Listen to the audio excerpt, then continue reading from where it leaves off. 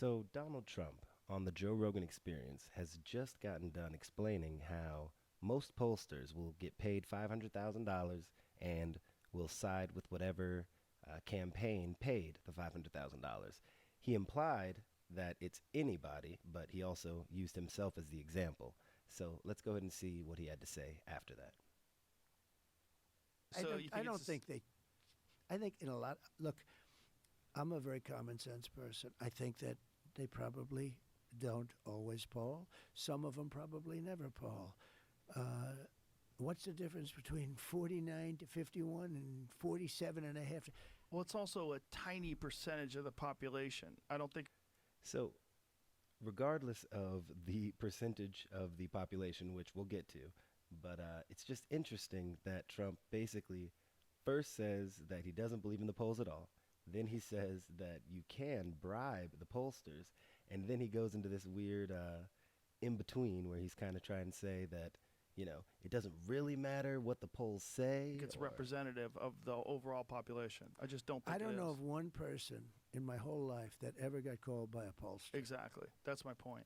So here's my question. But I shouldn't say that because I'm doing really well in the polls. But I now. think that's So this week, so he's saying that even though he doesn't believe in the polls, right now he's doing good in the polls. So he shouldn't say that he doesn't believe in the polls. I happen to I- believe in a verse. I only believe them if they're good. No, He only believes them when they're good. This is something that he said many a times on the campaign trail. He said it while he was president. It's wild. It's wild. People, come on. like them this month. But no, I honestly believe that there's probably a lot of fraud. I had a poll. He shouldn't say that he doesn't believe in the polls because he's doing good right now. But he actually believes that they're full of fraud. And then he just jumps on to the next thing. And everybody's like, oh, yeah, this is legitimate. Because I had a rally. I had 29,000 people at a racetrack, and it was like 0 The degrees, amount of people is Wisconsin. always very important. And they had me down 17 points. In other words, you had no chance. And I won. And I called up my pollster, who's a good guy, good guy. And So now he's back to pollsters being good guys. As long as it's his pollster, it's a good guy. I believe he's legitimate. And some of them are, and some of them aren't. I said, tell me, why did they have me down so much? I mean, nobody's going to believe them the next time. They said they don't care.